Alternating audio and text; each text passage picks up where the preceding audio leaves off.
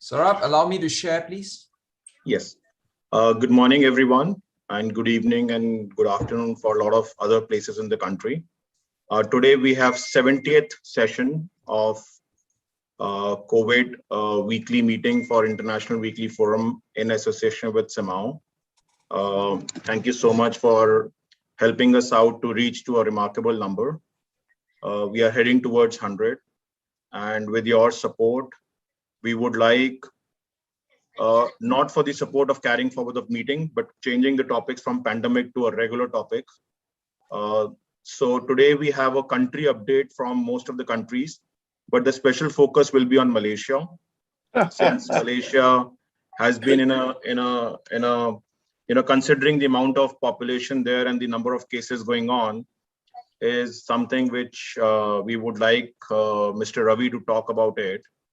And so we will have the country updates, and this is one session which we have every month, where we allow all the countries to provide their regular updates. So over to Mr. Chong, who is also the chair with me in this meeting. Mr. Chong. Thank you. Thank you very much. Thank you all for joining us to our 78th meeting. As always, a pleasure to see everybody here. And just quickly, I have actually an update from Singapore, but let's go to Malaysia first and let Ravi tell us what's happening over there. Ravi, over to you. Thank you.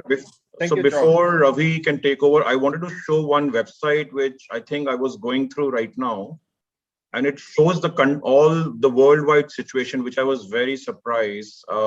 If you show somebody graphically what's going on, they realize how bad the situation was.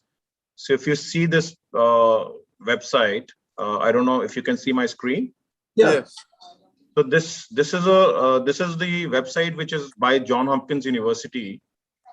It's a COVID dashboard. If you see the number of cases, if you see the whole country has been in the red. The bigger red shows the bigger cases, the smaller red shows the smaller cases, then it shows the administered vaccines, the total deaths. So, it also shows the daily death. If you see, the graphs is still rising. It's not that the third wave is not coming on. So I think if you compare with the worldwide situation, it is still pretty bad. It's not something which has been a piece, where we can just go on and go to a regular life. So I think I would still urge people to still go with the COVID appropriate behavior. And with this note, I would like to invite Ravi for the Malaysian. He's from the Malaysian Medical Association, and he's also the past president for CMAAO. He would like to present the data for Malaysia, and then we will take it forward. Thank you very much, Saurabh. Good morning, good afternoon, good evening to everybody. Thank you very much, Dr. Chong, my neighbor in Singapore. Well, Malaysia has a population of approximately 32.5 million people. And till today, vaccination is up to 23.1 million have been vaccinated, out of which 7.9 million have got 2 doses, and the balance 15 million have got only a single dose. The cases are increasing tremendously. As of yesterday, we hit 20,889 cases. If you remember last week, I was talking about 17,000 cases. And it is just rising steadily, actually it's rising. And the number of deaths are also increasing. As of today, the total number of cases in Malaysia is 1.224 million.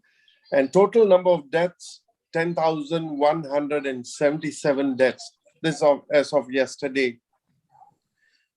The government of Malaysia has now categorized COVID into 5 categories. They have category 1, category 2, category 3, 4, and 5. Category 1 is asymptomatic, which means no symptoms. Category 2, mild symptoms. Category 3, they have pneumonia. Category 4, pneumonia, and they require oxygen. And category 5, they have got pneumonia and need ventilator support. The fortunate thing is, as of yesterday, there was only about 78 cases under category 4. Though we have 20,000 cases, 78 cases were only under category 4 and 48 cases under category 5. The rest fall under category 1 and 2 and 3. But this can increase from category 1 to 2 to 3, and then it can go on to 4 and 5. And so what's happening now in Malaysia is the government has been, they had imposed a total lockdown since June. For the whole of June, July, and now into August, we are still in a total lockdown. All schools are closed. Many businesses are closed. Restaurants are only takeaway. Only essential services are allowed.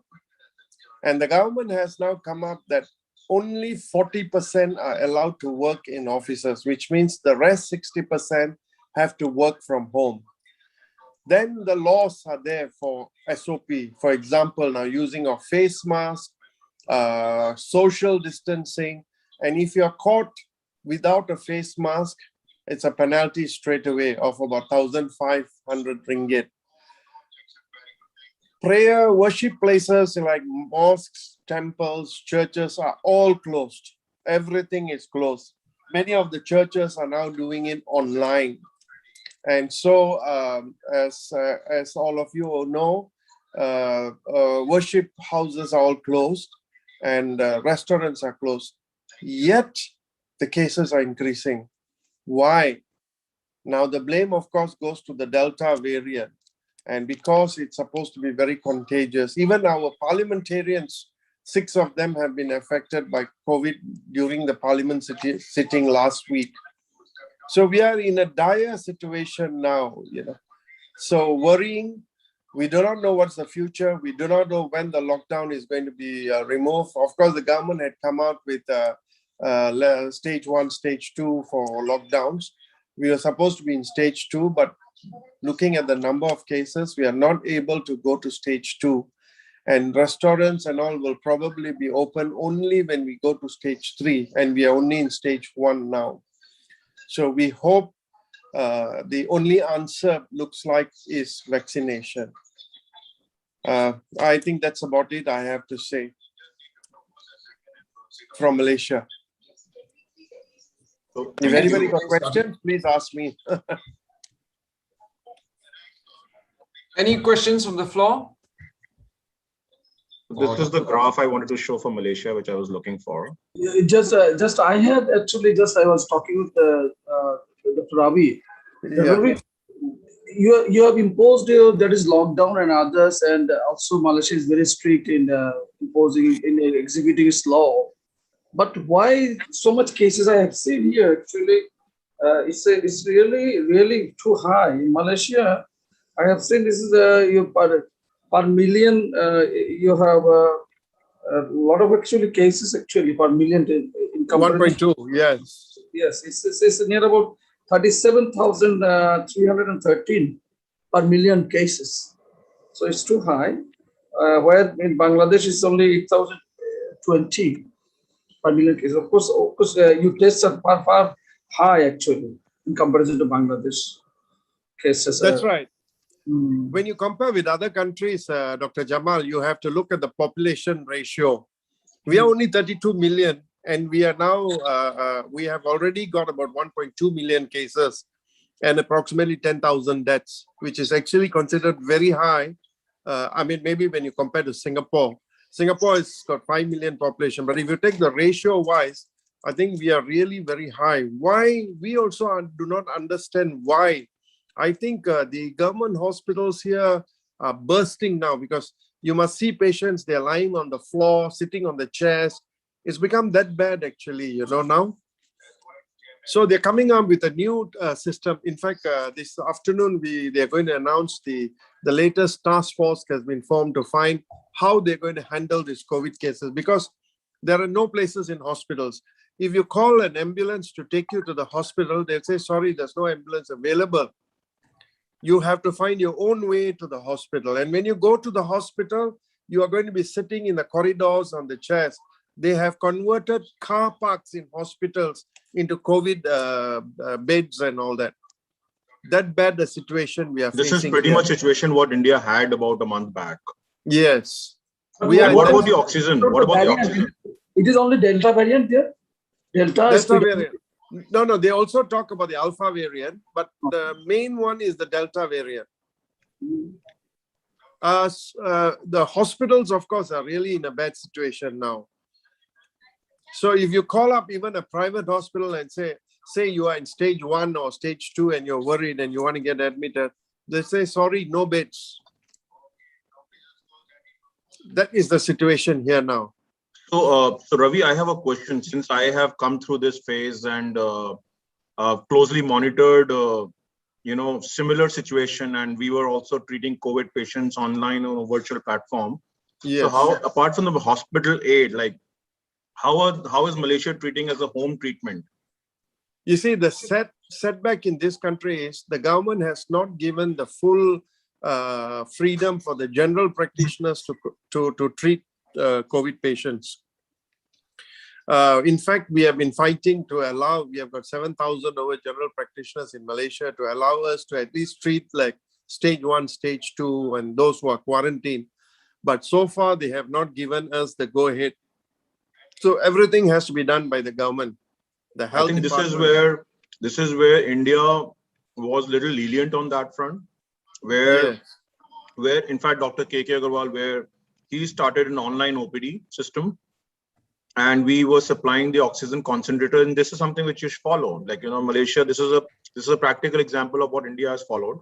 Yes. And the oxygen concentrator, under the guidance of the medical supervision, was being given to the patients who were on a very early stage of COVID, and if the oxygen was seen drop, and if there were no beds, then you need an oxygen. You can't lose a patient. Yes, and correct. certain pre-medication and stuff was actually saving a lot of patients. Obviously, we are not asking people to do over-medication, but a primary, healthcare worker can help the patients to at least, remove the situation of getting worse. Yeah, actually what is happening here is many of these organizations, like Rotary and all this, they are providing oxygen concentrators, but as a clinic, we are not allowed.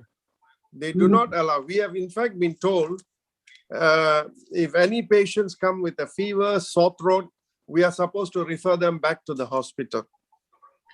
That means as a general practitioner, we are not allowed to treat this kind of cases in our own clinics. And also, is there a differentiation between a COVID hospital and a non-COVID hospital? And do you need a certificate for getting it admitted?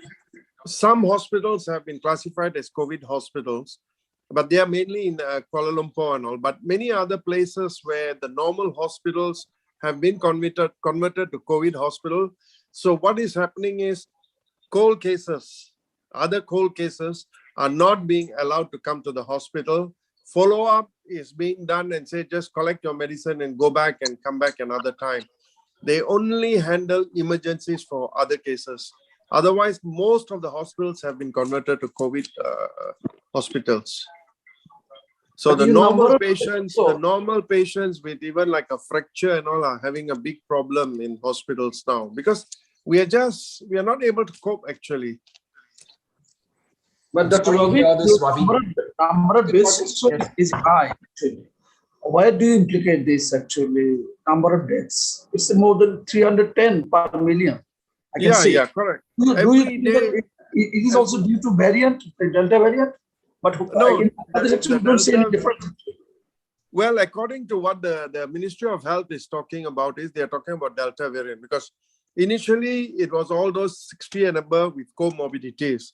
Of late now, we are seeing cases, the younger, 30 years old, 40 years old, without comorbidities, are also affected and dying. We have one doctor, a pulmonologist, also died, you see, because of COVID. So many cases are happening now. Young doctors, 37 years old, 40 years old, it's happening. Ravi, what about the reinfection and breakthrough? Well, the reinfection part has not been a problem yet so far. We don't have that problem now. These are all first-time infections, So that's why now the government is emphasizing on vaccination. They say the only way now is to vaccinate, and that is why they're going all out. Now we are having in even the documented migrant workers and the undocumented migrant workers are now trying to be vaccinated, because you must understand, we have about 3 million documented migrant workers, but we have another 2 or 3 million of undocumented migrant workers. So now the undocumented migrant workers are worried because the minute they come in, because you have to give your name, your passport number, your address, their worry is the immigration will come after them and arrest them next day, you see. So that is why to get the undocumented workers is a challenge here now, because of the fear of being arrested by the police and the immigration. Yeah. I'm sorry to hear this, Ravi. I mean, it's a political crisis as well. That I think that's. Oh yeah, that's another mess we are having in this country. The other issue that's in this country is as a political mess now. The ruling government, and then there is another group that wants to take over the government. They're asking the prime minister to step down. I mean, at a time like this, I think the priority should be the people, should be COVID, not the political positions and all that. They're talking about majority in parliament. I mean, I think Dr. Chong knows quite a lot about our political scenario here. This is why the people here are very upset. They say right now, this is not the time to worry who is the prime minister. This is the time to take care and help the people come out, because not only are we dying because of COVID, many people have lost their jobs. They got no food.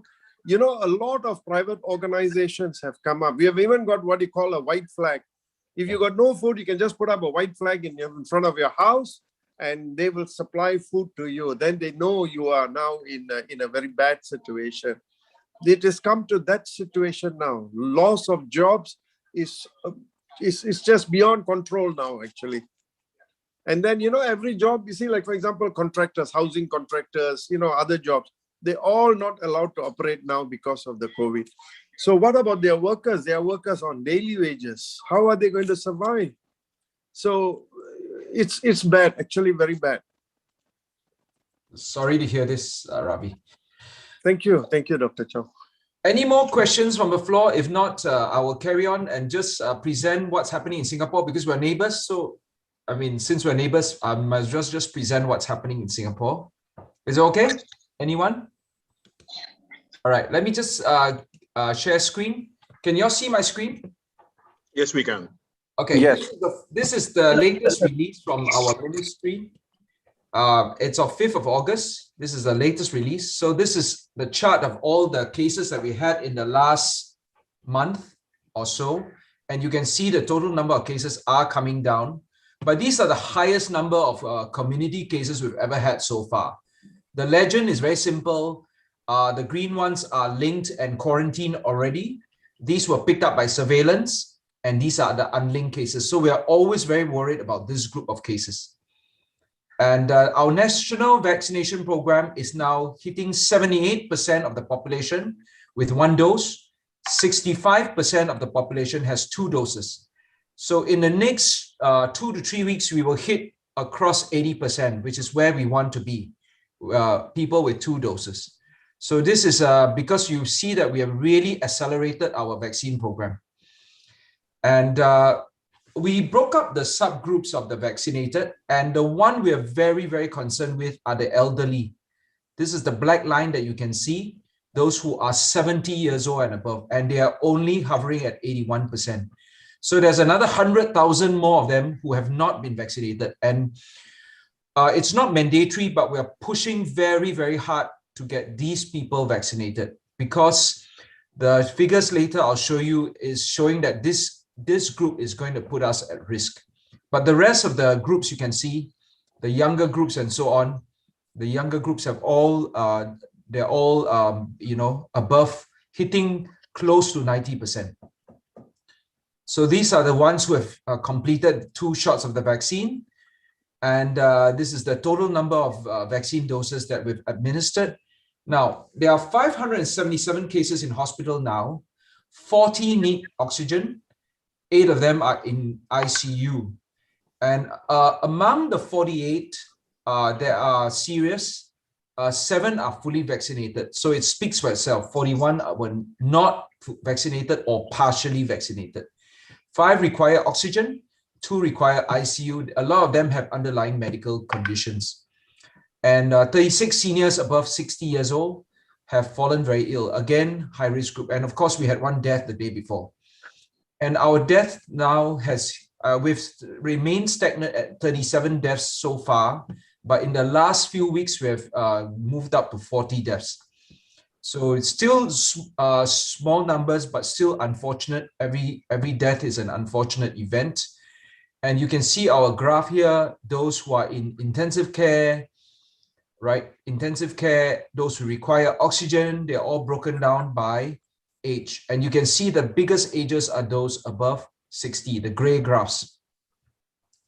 This is a very interesting figure because a lot of these cases are actually Delta. So this actually shows you the Delta and the vaccination protection. So the fully vaccinated, you can see for yourself, small numbers, partially vaccinated, 2.4%. And those who are completely unvaccinated, 6%. Those who need oxygen or in intensive care or who have perished. So you can see the numbers here speak for themselves. And these are our death and active cases in the ICU. You can see for yourself, there are 40 that require oxygen, 8 in intensive care, 4 have died in the last month. And our moving average cases, our local cases by vaccination status and age breakdown, and so on. Many graphs. These are the imported cases that are coming into the country. There are very few. There are only 2 or 3 coming in every day because there are a lot of border restrictions. We have 122 active clusters. So Delta is pretty hard to control. But we hope that with our public health measures that we'll be able to control it. Now, these are all the clusters you can see. They're just small numbers, but the fishery port is the biggest one, 1,127 cases. This is a fishery port where all the fishing boats come in and offload their catch into Singapore. The casino, I'm sorry, Sammy's Curry restaurant is a big cluster. And it's quite a famous curry place. And of course, the KTV lounges, where the men go to be entertained by hostesses in very opaque rooms and very close circumstances. And some small outbreaks in our dormitories. And these are all the clusters in Singapore. Now, another group, can you see this graph? Can you all see this study that I've put up? No, we still see the old slides. Okay, so I'll unshare and share again. Not the graph. Yeah. Let me just unshare and share again. Just give me a minute. So meanwhile, you do that, Chong, is there a lockdown in Singapore? Yes, the lockdown as of yesterday, we've announced a partial lifting of the lockdown. So we're allowing restaurants to start dining in again. And there's a clear distinction between vaccinated and those who are not. So for example, if you're vaccinated, you're allowed to dine up to 5 persons in a restaurant. If you're not vaccinated, you're only allowed 2 persons. So they're trying to discriminate between the vaccinated and the non-vaccinated in order to push the vaccination program. Ultimately, the playbook has been border restrictions, social restrictions, and these two have served well in the last year. But we have to change the playbook now because of Delta, and we have to move towards vaccination and public health measures. For example, in Singapore, we have the Trace Together app, right? It's mandatory that everybody uses this app, and it tracks exactly where you are and who you come into contact with either with the tokens or with a phone.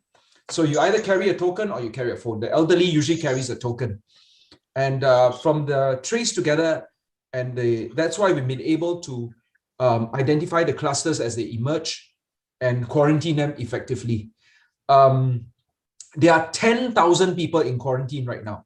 So that's how our ring fencing. So we are moving from border restrictions and social restrictions towards vaccination and public health measures. And I think this is the way to go.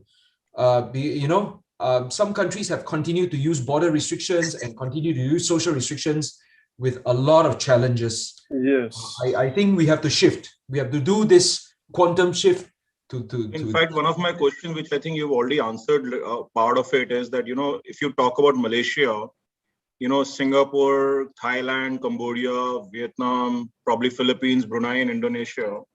Among all them, I think Singapore is the only place which has been controlled in terms of the COVID infection, and rest all the places have extreme things. So I think it's a pretty much good case study for a controlling of the COVID. And best of luck, and I would say congratulations for that. But my best wishes also. But this is something which is very. I was looking at the graph, and I think it's a pretty controlled measures from your end. Yeah. No, I just have a question, Saurabh. Sorry. Dr. Chong, you were saying about social measures. For example, now in a dining in, if you have been vaccinated, 5, and non-vaccinated, 2. Yeah. But they will be in the same premise, right? Okay. So even their same premise, aren't they going to be a risk to even those who are vaccinated? So you see, like I've said, what you're doing is, for example, hawker centers, our food courts and hawker centers, which are in the heartlands, we still allow 2 persons to dine, regardless of whether they're vaccinated or non-vaccinated. But restaurants, we allow 5 if it's also to help the restaurants, because the F&B are all dying. So it's also to help them. So they have tables of 5 if all are vaccinated. They just have to show their Trace Together app that they've been vaccinated, and they can all dine, 5 in a group. Dining has been identified as a high-risk activity because you take your mask off and you talk to each other. Yes. So it's a high-risk activity. In the restaurants, you have asked a very good question. The tables are all spaced more than 1 to 2 meters apart. So they're all spaced apart. So there's a requirement. So a lot of the restaurants and F&B outlets in Singapore have actually halved their capacity. They have to put distance between tables. So that's to answer your question. But again, I think social restrictions, we've reached 80%, almost 80% vaccination. So social restrictions and border closures are going to be lifted. So as of yesterday or as of today, we are allowed 8 countries. I can't remember the number of countries, but we allow 8 countries where if you're returning from these 8 countries, you can serve your quarantine at home for 7 days, provided you're vaccinated. So we are lifting, you can see where our strategy is. We are lifting border, we are lifting social restrictions to some extent gently, watching the ICU figures, because we only have 1,000 ICU beds.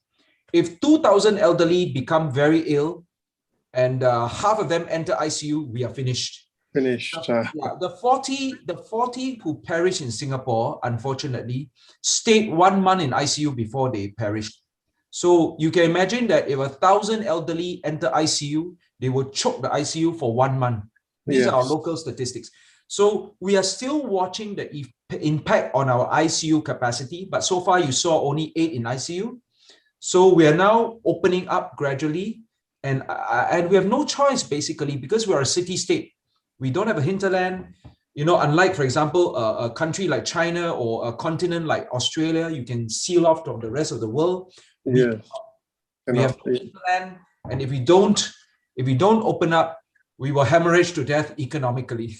So that is what we're doing right now. These are the shift of what our strategy is right now. You can see it as I explained it to you. Thank you. Dr. Chong.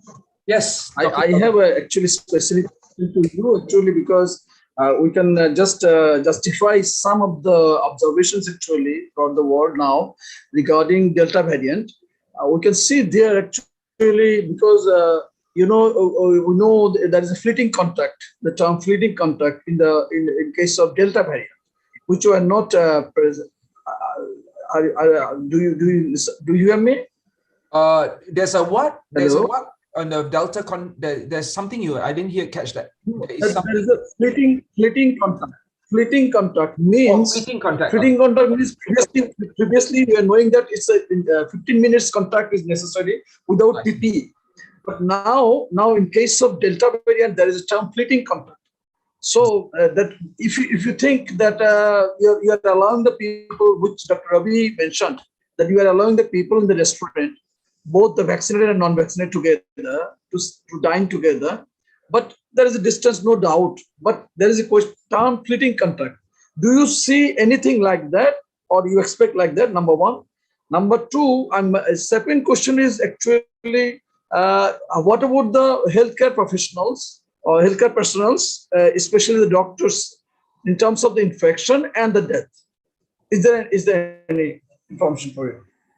Fortunately, fortunately, Dr. Chaudhry, we have not had any healthcare worker deaths in Singapore. Fortunately, nobody, as far as I know, no healthcare worker was in ICU, and we were the earliest to be vaccinated. I received my vaccination in January this year, Pfizer vaccination, so we were the first to be vaccinated. To answer your question about contact is very interesting because we have very, very powerful contact tracing due to the fact that we're carrying phone apps or tokens. So I think the cutoff in Singapore now is a contact of more than 20 minutes. 20 minutes, right? Okay. So if you've been in contact with somebody with 20 minutes, they'll quarantine you. Oh. They'll definitely quarantine you. Without PPE, without mask, like that? Without mask? Even, for example, what has happened is a patient comes into the clinic, sits next to a COVID patient. Of course, they don't know, right? And then if that contact is for a certain period of time, like 20 minutes, because they wait in the waiting room, right? If it's above 20 minutes, they will quarantine the fella. Oh. But if it's less than 20 minutes, what they'll do is they will advise you to do ART. Anyway, you're going to do ART and PCR. But they'll advise you to stay at home, not go out. The doctor will write you medical leave. You stay at home for a while, do ART, etc. Observe. If you have symptoms, go back to see the doctor and get a swab. Okay, so they are using about 20 minutes as a cutoff. All right, it's not a rocket science, I must tell you, because they will ask you questions and they'll judge and they'll gauge. So it's anywhere between 20 to 30 minutes. It's not rocket science, I must tell you. There's a bit of voodoo in it, okay? But there's discretion and voodoo. But you can safely say about 20 minutes is what we're using. And the 1 meter distancing that we use in Singapore, advised, actually came from SARS. Because in Singapore, our hospital bed is about 1.1 meter apart, is standard. And from SARS, we realized that there were patients next to each other who didn't catch SARS from each other, right? Because of the 1 meter distance. But the person that came to visit them and stood in the middle got SARS. Okay, so 1 meter actually comes from SARS. All right, our 1 meter advice. That one is not voodoo. That one is experience. That's a good analysis, I would say. Yeah, I hope I've answered your question. Oh, that's a very good point you brought up about the SARS and the bed and all. Excellent. Yeah. 1.1 meter is the distance between the hospital. In fact, Dr. KK, when we started off this, and this is good for Malaysia. So when we say, even if you maintain a distance of 1 meter, you should still stand, next to each other rather than face to face. Yeah, I know. Yeah. So this is what the observation was, and I think that worked out. So a lot of people, suddenly started, okay, come side to me, and then we talk, and then we are facing the wall and we are talking to each other. Yeah. I remember he also said, if you are from the back, if you talk, it's better rather than from the front. So that's why he said that the airlines may not catch an infection if you're not facing to each other, because the person behind you is behind. Yeah. And I think I've told you about the airline air exchange, right? Modern aircraft, the air exchange is higher than isolation rooms and operating theaters. Yes. Oh, okay. Yeah, that's good. Yes, Dr. Bukhari. Do you think this is the continuation of previous pandemic, or this is new pandemic? Oh, okay. That's a very good question. So from our phylogenetic studies of the Delta in Singapore, the Delta in Singapore did not come from India. It came from Indonesia. And I wanted to show you the paper. Later, I'll post the paper up there. It's our local NCID paper, our National Center for Infectious Disease. And it shows definitely that the Delta is more powerful in terms of compared to wild type, alpha, beta, okay? It's definitely, the oxygen is higher, the ICU is higher, the pneumonia is higher. So the Delta that we have is a variant from Indonesia. From Indonesia. And we think it probably came through the fishing boats from the fishery port. Ah, yes. Yeah. We Yes. think So probably Malaysia is also under that category. yeah. I'll post the Yes. paper up. It's a preprint, and it was quoted. That paper was quoted by CDC in the United States. Mhm. Yeah. So Yes. Yes. Thank you. So excellent. I think so. We covered pretty much Malaysia and Singapore, and I think it's a very useful data for everyone. So we move forward, and let's move forward, Dr. Chong. Let's move forward to other. Dr. Pillai, you want to update us about what's happening in India? Yeah, thank you. It was very informative, your briefing about what you are doing in Singapore. That can be a model for other states to follow, but it could be difficult when you look at the number of the population and all. But still, yeah, the distance, the time you spend with 20 minutes and 1 meter away, beds and all, it's good. India, of course, still going through the second wave, plateauing definitely is happening.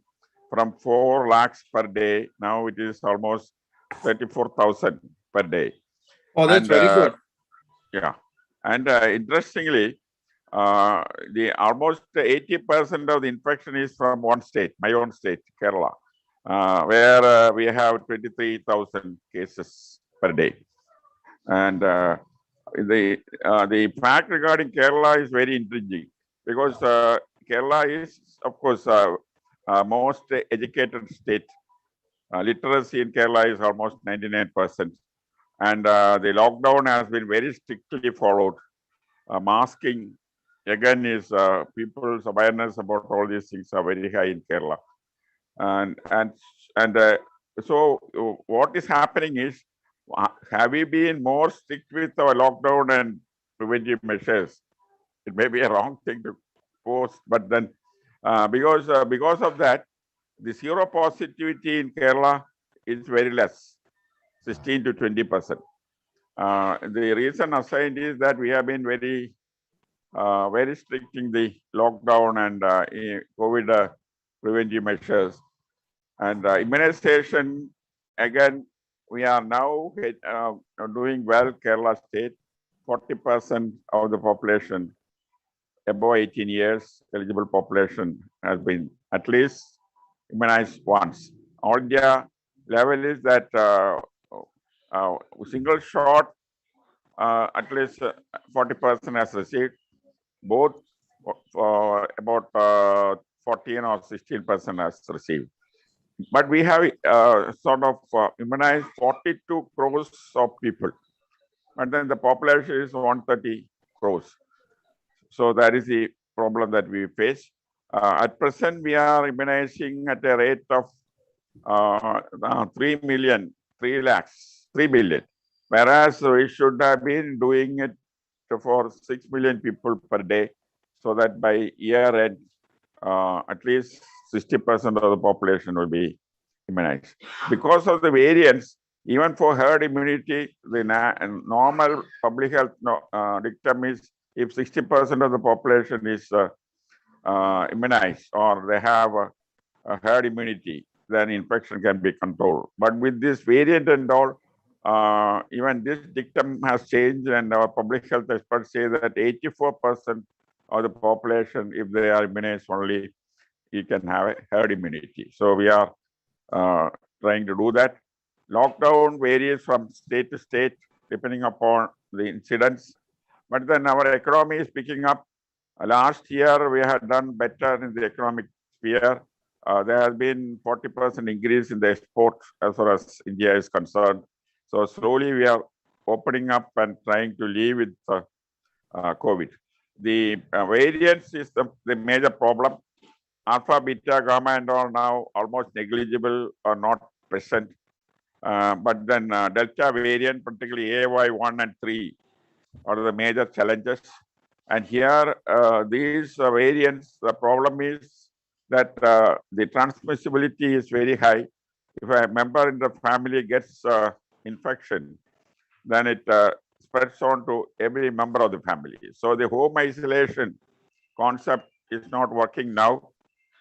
So the government is arranging first level treatment centers where even the category 1, asymptomatic or mildly symptomatic COVID positive patients are persons are being managed.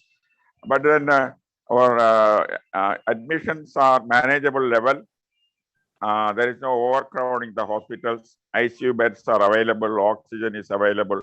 So those areas we are fairly comfortable.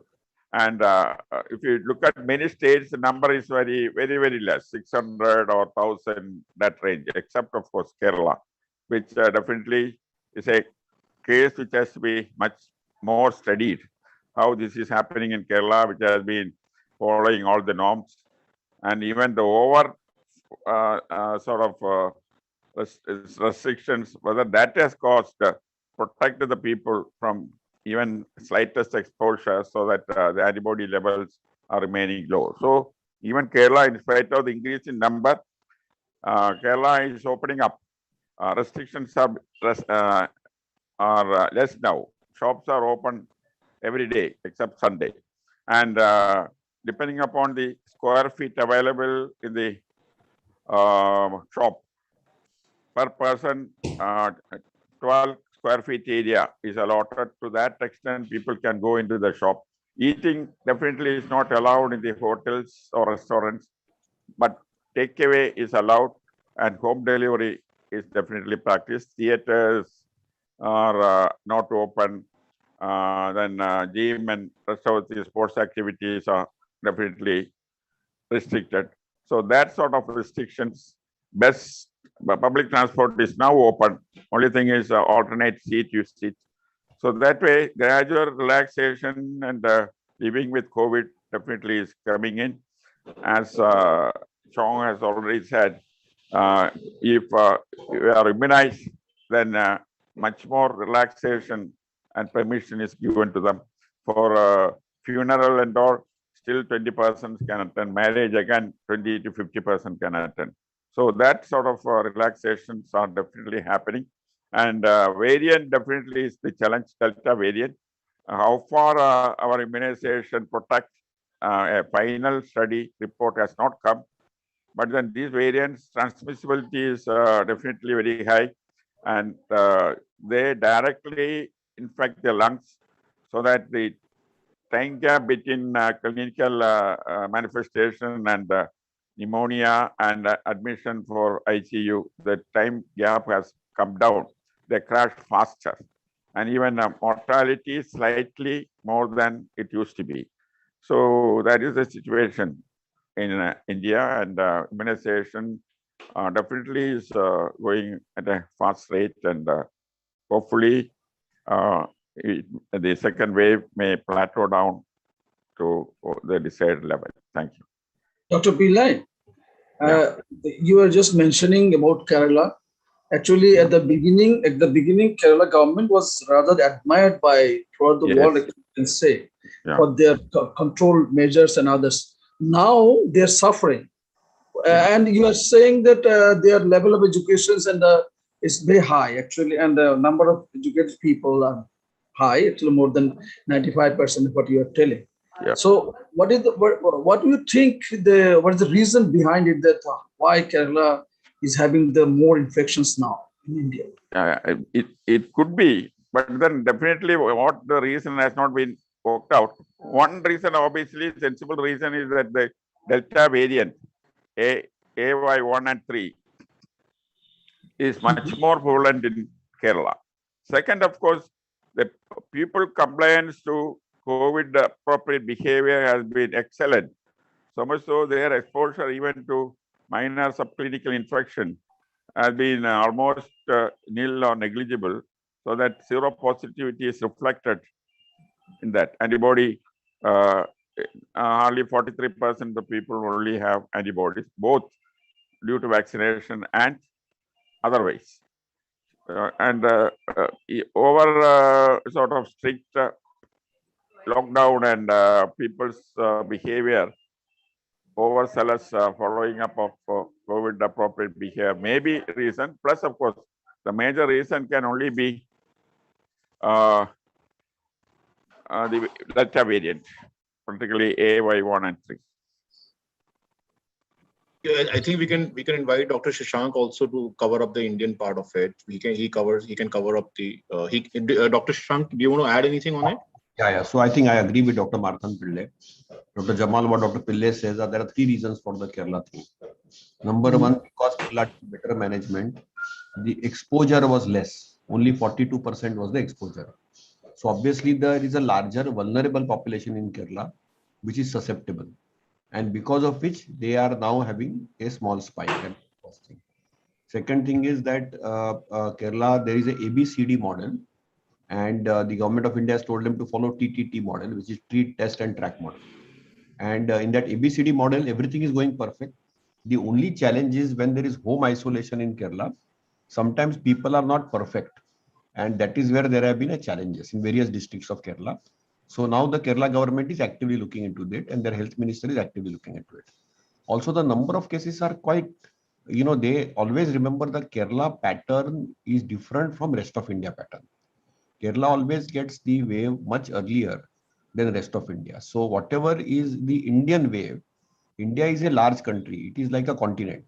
So there will be some degree of heterogeneity which will be established. And after Kerala comes Maharashtra. Maharashtra usually first Kerala, it is like monsoon. Monsoon hits Kerala first, then it comes to Maharashtra, then it goes to rest of India. Similarly, this is what can happen. The delta is clearly there. Delta plus has not been observed in Kerala, Dr. Pillai, because I'm a part of that genomic group of Government of Maharashtra, Government of Kerala with the IGIP. So there is no delta plus, but there is delta, and delta is more transmissible. So that is clearly there. The rest of India, if you see the numbers, which I have put it out on the chat box also, the numbers are very clear cut that after Kerala, there are 5,859 cases as of today morning in the state of Maharashtra. And Kerala has 19,480 cases. And rest of the states like Tamil Nadu have around 2,000. Karnataka has started picking up at 1,800 and 454. So these are neighboring states. But if you see the graph, and sort of, I don't know whether we can share a slide here. If I can, you can allow me. Yes, you can share the slide. We just see. This is the India picture. Is the slide shared? Yes. So if you see the India picture, everything you look at only this graph here, it's all in the green going up. And if you see Goa is only 133, Gujarat, Haryana, there is no wave there. Himachal Pradesh, there is a clear rise which is happening. Jammu Kashmir, there is some rise which is happening. Karnataka is quite high. Kerala is where it is.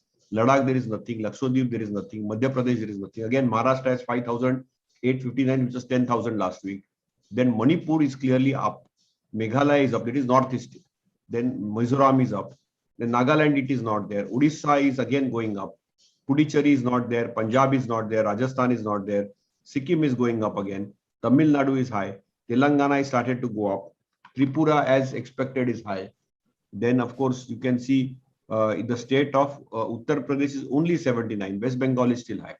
So in India, we are still reporting around 40,000 cases. And there are still around 617 deaths. This is as of today at 8 o'clock in the morning. The only main two states which are of concern, one is Kerala, second is Maharashtra, then is Tamil Nadu and Karnataka, and then is Northeast India. This is where the pandemic is. But clearly, because these are less exposed areas, also in Maharashtra, because of the tight lockdown, there has been less exposure like Kerala.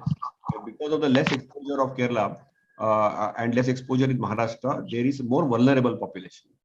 But I think that things are under control. Hospital beds are empty in Maharashtra, just like Kerala. Serious cases are less. Mortality is still there in a small group of vulnerable population. But overall, if you ask me, the situation is much better under control. And we are still a month and a half away from the third wave. And in Maharashtra also, like Kerala, we have opened up everything. We have opened up the shops, establishments, malls, restaurants after 4 o'clock are not yet open. Also, trains in Mumbai are not yet open. But in the next couple of weeks, even they will be open. So that is where we are. And vaccination is now progressing faster and quicker. We will get more vaccines approved. I'm told Johnson & Johnson has also got their single dose vaccine approved in India now. We will have Zydus 3-dose vaccine also approved. So next week we'll have 2 more vaccines approved. And we hope that next week also the WHO will approve the Covaxin, like Covishield. So that also will make traveling easy. So that is as far as India is concerned. Thank you, Dr. Shashank. Dr. Chaudhary, you want to update us on what's happening in Bangladesh? Yeah, thank you so much, John. Good morning, everybody. In Bangladesh, actually, we have more than 1.3 million now cases actually so far registered, and the number of deaths is near about 22,000.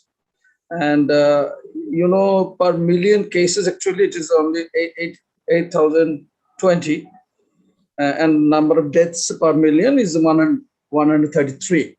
So actually, I told you before also, it's outside, mostly outside the capital city, and mostly it was in the border area. Now it has spread actually throughout the country, more than the capital city actually. So regarding the vaccination, actually we are vaccinated first dose, it's 10 million near about, and 5 million double doses taken. And we are on this two vaccines are on trial, actually here, clinical trial. Both are Chinese vaccines. One has already got the nod, and the other one is going to get it. Actually, tomorrow there will be a meeting in Bangladesh Medical Research Council. That is an mRNA vaccine, actually, that is developed by Chinese company. It is some sort of RNA company like that. So anyhow, STEMI RNA. So actually, this is the fourth mRNA vaccine coming out in the world, they're claiming. We are getting the nod from the authority. Tomorrow there is a meeting. I am also a member of that committee. So probably it will get the nod. And regarding the restrictions, actually here, up to the 10th of this month, there's a complete lockdown. Of course, it's not followed too strictly, a bit better than the previous days. So after 10th, there will be restrictions, but there will be no lockdown more. So the daily cases is now near about 12,000. And in the last week, actually, you can say average, there is 12,000 to 13,000 cases up there. So the number of deaths actually per day is more than 200, near about 250 like that. And it may increase to some extent, of course, after some days also. But I think this is the situation in Bangladesh. We are just struggling actually here. Thank you so much. Dr. Bukhari, you want to update us on what's happening over there? I think Professor Salma is there, president of PMA. I think I will invite Professor Salma. Oh, is she around? I didn't see her. I don't think she is here. I don't think she's here, yeah. I don't see Prof. Ashraf. Is Prof. Ashraf around? In fact, I don't see anyone apart from you in the Pakistan side. Okay. Yeah. Thank you so much. The current position in the Pakistan is that we have vaccinated around about 35.3 million doses, and daily we are giving the dose 1.1 million. I hope this is satisfactory.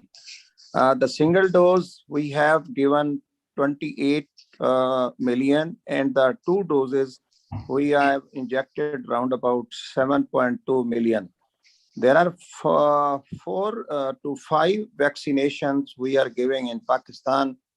2 of them are the Chinese Sinopharm, Sinovac, and one is the AstraZeneca, and the other 2 are the Pfizer and the Moderna. The same is the daily cases in Pakistan rising like in the other world. We are also in the grip of the 4th wave. But I think it is not the wave, it is the second pandemic, because today's our 24-hour last 24 hours cases were 4,720, while the death is also slowly rising.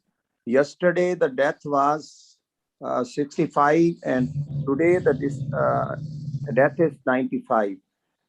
So the death is also going up slowly and slowly. Our active cases are also rising in the Pakistan, and the situation in other provinces in Karachi, and in one of the province we have lockdown, while in other areas the situation is not bad. So that is why because like Pakistan have 220 million people. That is why same it is heterogeneous in different area. Some area are improving while some area are going up. Regarding the variants, we have all variants, but around about 95% we are facing the Delta variants. In a small study in the one province, 85% people are infecting who are not vaccinated. That is a good thing. Other good thing is that the people who are vaccinated and there is breakthrough, they are not facing in the serious infection. They are not going in 4th and 5th category. Few of them, around about 15% of them are facing the serious infection, but they with oxygen. The government has recommended the booster dose to the doctors, to the nurses, to the paramedical staffs, and to the other healthcare workers for the hospital. That was the Pakistan. Thank you so much. If you have any question, you are welcome, sir. Thank you, Dr. Bukhari. If no questions, I'd like to ask Marie to update us on what's happening in Japan. I've been watching the Olympics every day. Thank you very much. Thank you very much. We are now experiencing the fifth wave. In Tokyo, 90% of the who is tested positive is Delta variant. So luckily, the people who is 65 and older has get vaccinated. About 80%, they finished the second dose. So we experienced the death of the who is older, high risk of the death is now dramatically decreasing. But unfortunately, Delta variant affects younger generation, and the younger generation gets severe too.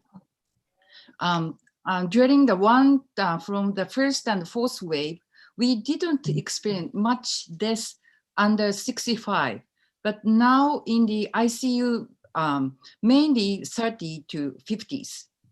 So and so that means we have about 1,000 people in the ICU, but it is pretty hard for them to treat them because they are very young. And another thing, in the Olympic Village, we are testing every day PCR tests for the athlete. So there is about 10,000 athletes in Japan right now, and during this period, about 300 to 400 people has been tested positive for PCR.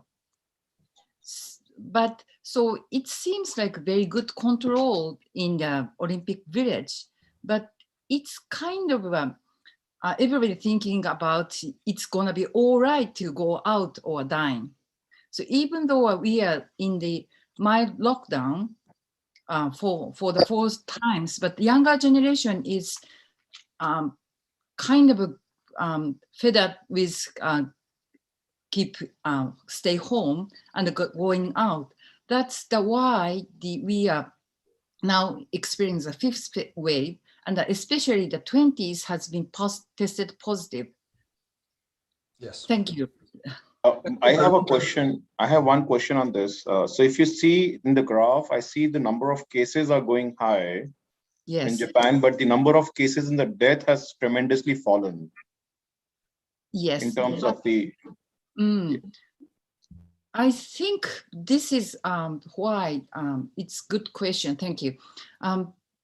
I'm pretty much worried about that because the number of the people who is intubated is dramatically increasing right now.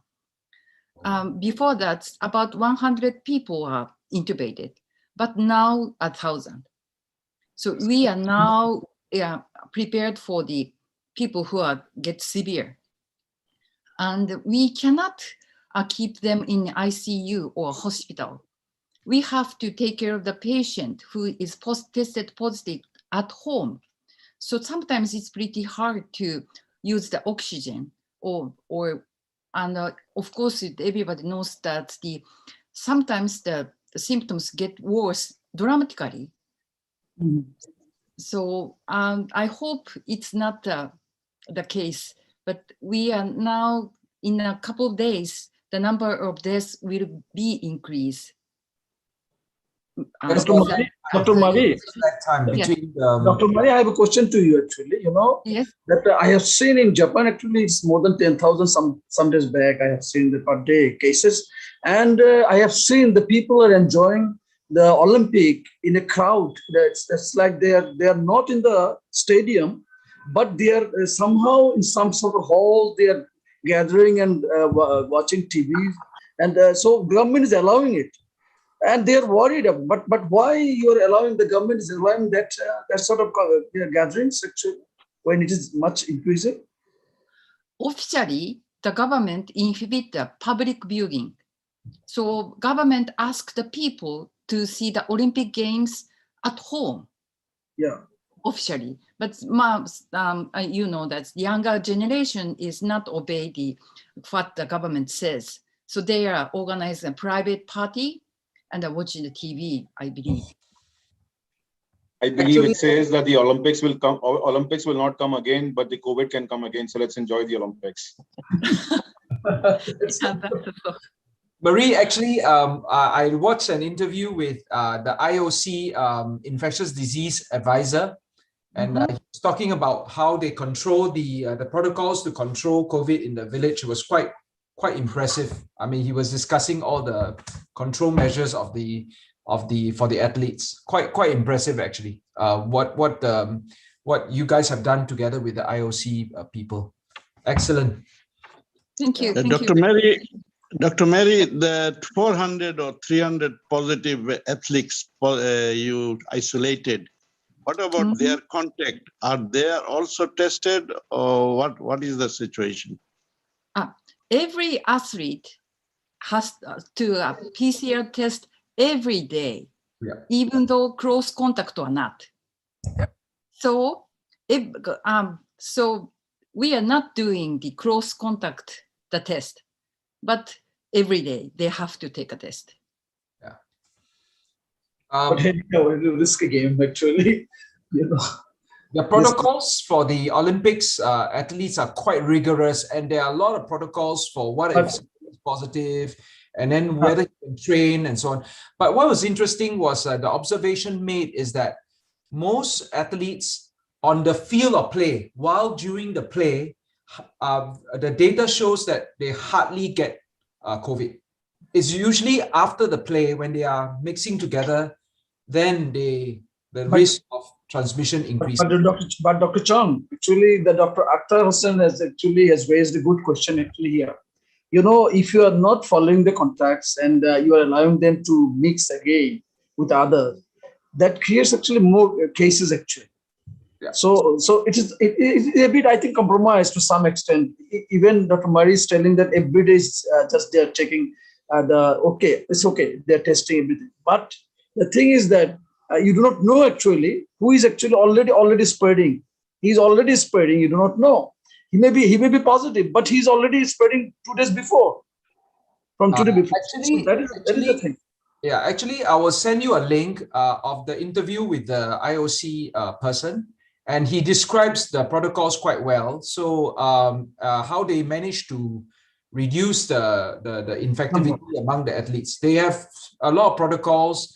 I think single rooms and so on, and then you have to leave the village when your event is over. You have to leave the village, or you come into the village only when your event is about to start. And they have a lot of protocols. So I will send you the link later on for that interview. Quite interesting. Now, let me just ask Angelique and Dr. Hussein what's happening in South Africa. Good morning to everyone there or here on this meeting. I would briefly give a bit of background, but I would like Dr. Atkar to give yesterday's stats as well as our lockdown, and I will concentrate more on the rest. As you all know, we now have, or maybe not know, we now have our new Minister of Health that he was appointed on Thursday night, is Dr. Joe Patla. He was the Deputy Minister, also a medical doctor with vast experience in the private and the public sector. And then we had a new Deputy Minister, Dr. Dlomo, also a medical practitioner with vast experience in public health. Coming from KwaZulu-Natal, Dr. Atkar will know him very well. So we have on Thursday night, we have surpassed the 8 million vaccination mark. Not that it is a huge achievement, because we are busy so long now with vaccinations and we still struggling with that. We have currently over 10 million vaccines in storage, and another 20 million is expected by the end of August. Something interesting, because we have struggled to get Johnson & Johnson and Pfizer's stock into the country. We looked at 1 or 2 more vaccines just as a backup, and we have recommended that AstraZeneca will be brought back. And Sinovac. So Sinovac, there's still data outstanding on the Sinovac, especially in terms of HIV patients. But our third preference would be AstraZeneca, fourth will be Sinovac. So again, the healthcare workers has been vaccinated with Johnson & Johnson since February. And Johnson & Johnson protection is between 91 and 96% effective against death, and 65 to 66% protection against hospitalization. We have seen breakthrough infections now coming through. 96% was mild, 3 moderate, severe was less than 0.5%, and death also less than 0.5%. Johnson & Johnson is effective against both the Beta and Delta variant.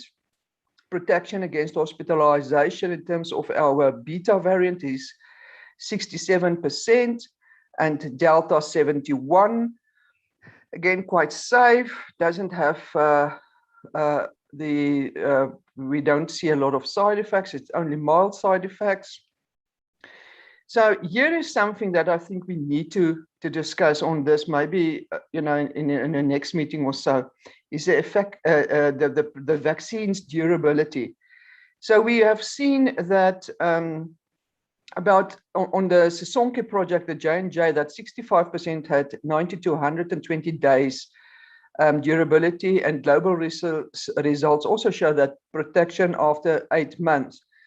We are now starting to think about boosters, because some of the healthcare workers are now asking.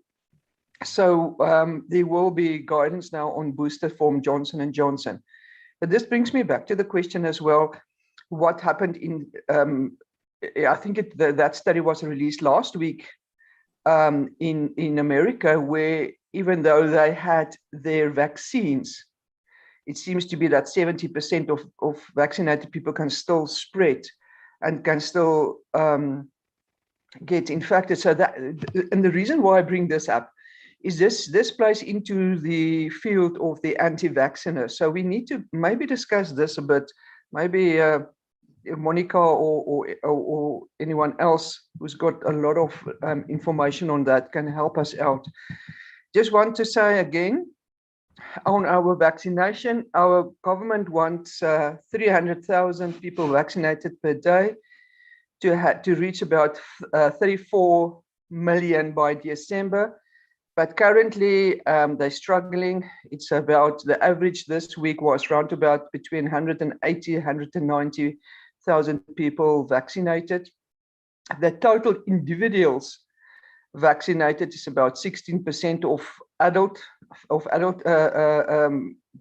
people, and that's above the age of 18 years and older, although we haven't really started to do the 18 years between 18 and 35. That will start next month.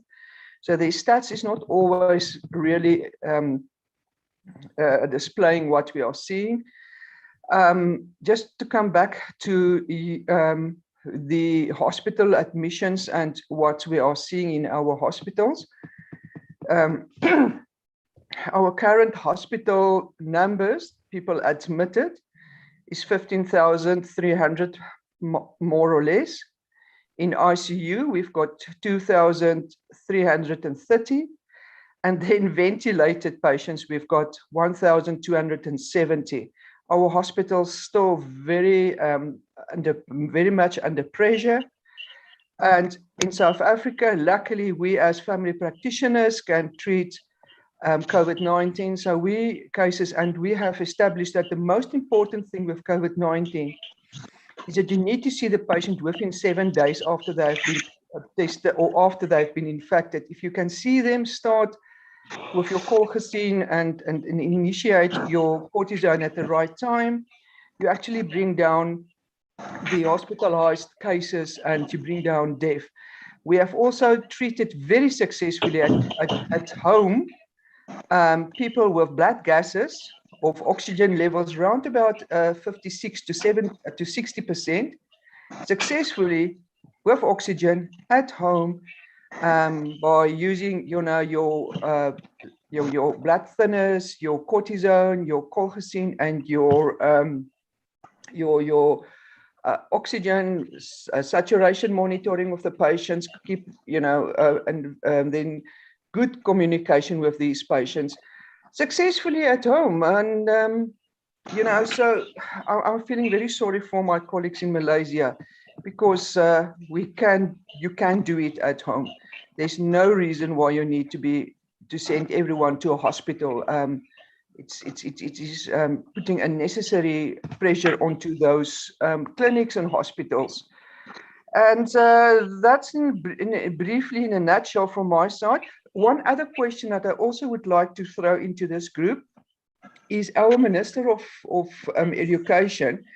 South Africa, over the past few years, we kept on telling them that the classrooms are too big. There are too many, the pupils in the classroom are too many. You can't have those big classrooms and teaching these children. They never did anything. Now she wants our schools to reduce the distance to half a meter between pupils in primary school and in secondary school, and providing that they need to also open up the windows and the doors for good ventilation. I'm a bit hesitant about that. I don't think half a meter between school pupils, because that means then she can still have all those lot of children, 50, 49, 50 per classroom, which I think it's not right. Just want to get an opinion on that. Thank you so much. I'll ask Otkar to just give the other stats. Dr. Hussain? Thank you, Chair. Thank you, Angelique. I think you have covered almost most of the issues of South African and how we are progressing. We are not different from any other country we have here listening now, from Bangladesh and other countries. Our situation in Cape Town and Kerala almost similar. Cape Town is almost in a red zone nowadays. Numbers are just going high.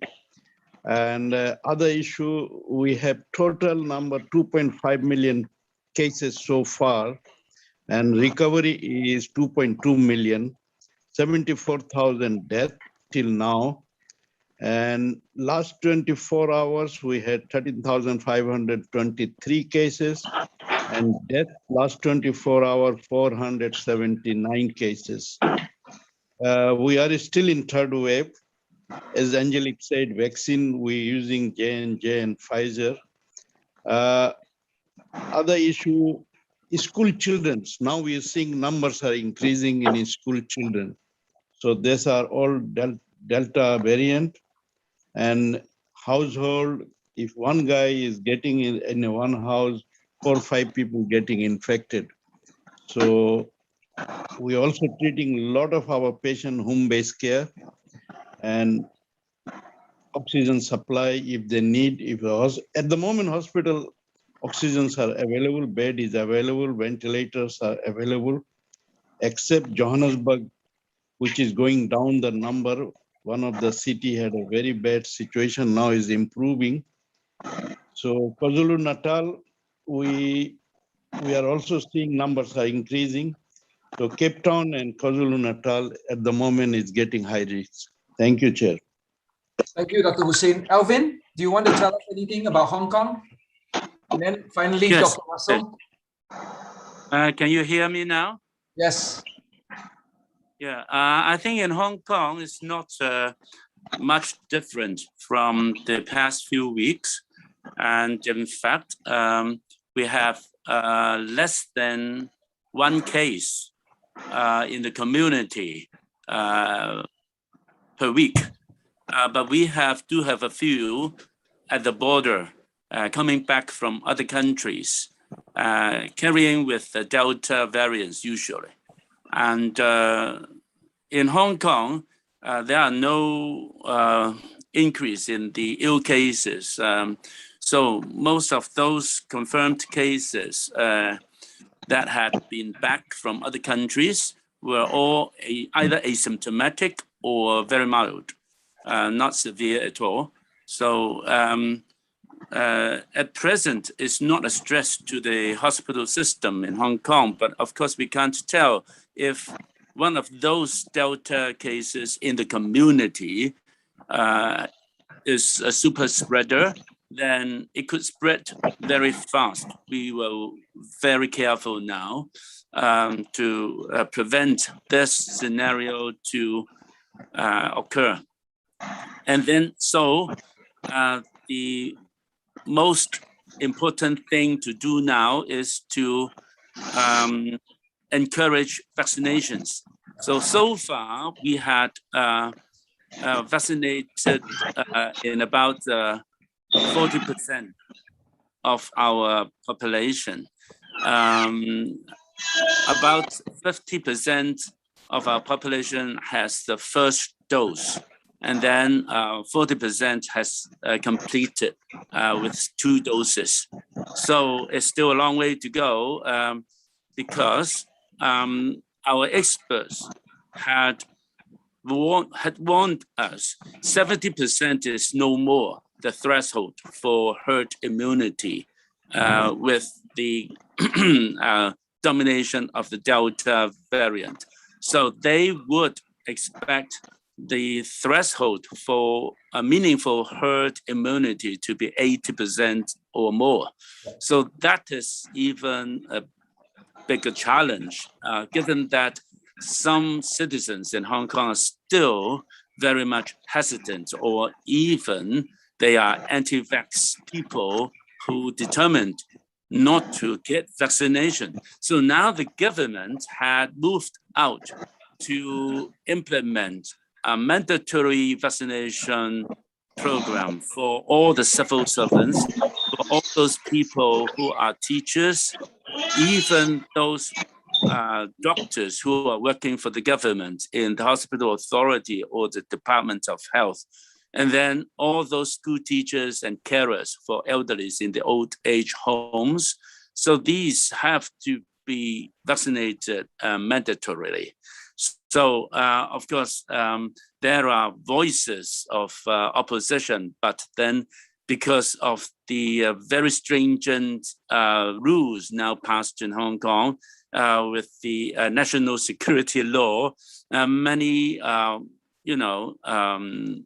KOLs or the opposition leaders are silent now. So the government will push for the mandatory vaccination for all these people and would encourage the elderly to have the vaccinations, because the elderly population let me see, only less than 10% of the people over the age of 70 or 80 had got vaccinated. It's really a low percentage for those old-aged people.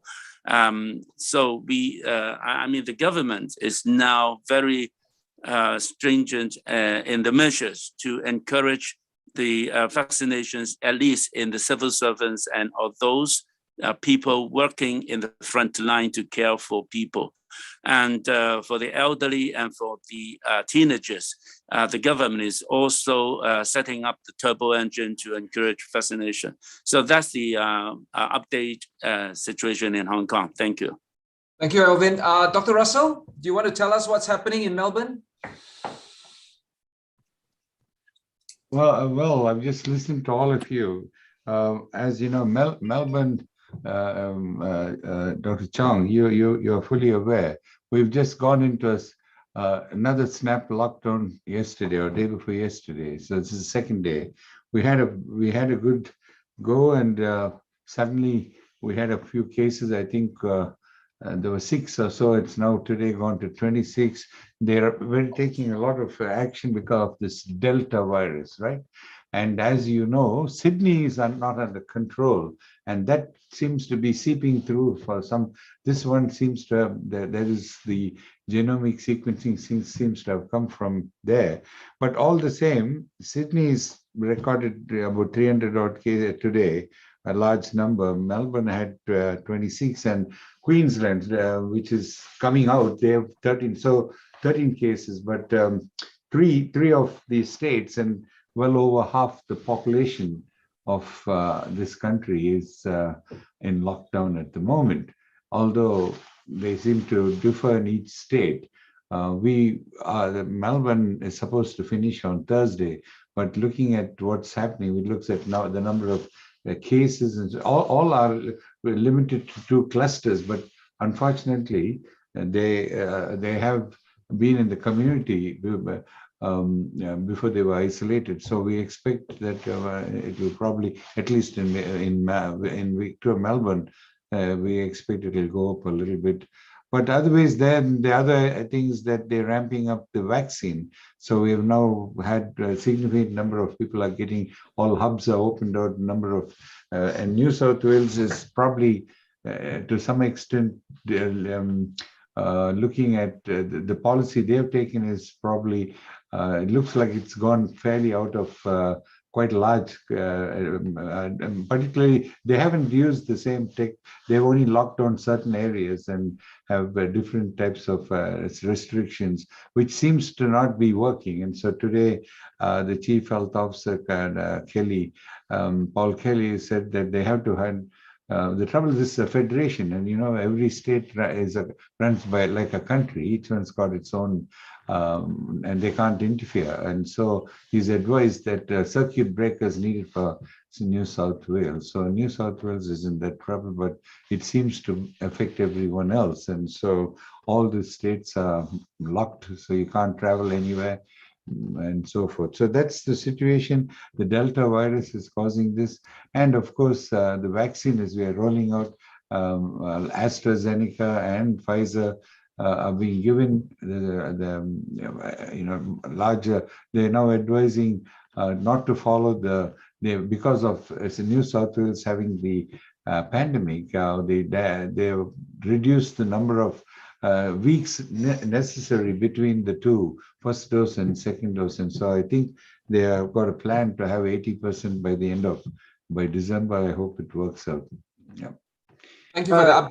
Okay, and of course, one more thing was that we had another death. We had the 7th death yesterday from the AstraZeneca clotting. So that was 600 and odd different, from the hospitalizations from the side effects or the reaction to the AstraZeneca vaccine. Just one question, actually, not to Dr. Russell, but I'm to Dr. Chong. Can we take this question on the offline thing, because I think we are now almost late. We are almost crossed the next session is almost to be started. So I'm sorry, I think we will take this discussions on the group, or we can take it next week. We have a WhatsApp group, so we can ask that question. I would like to interrupt you and very sorry for that. Thank you everyone for this session, and I think it was a pretty good update from all the countries. Do watch us this session, and most of the countries have given their updates. This was a 70th session, which was from CMAAO. We would close this session now and see you next week again, same time, same week, same day. Thank you. Thank you. Bye. Thank you. Bye-bye. Yes.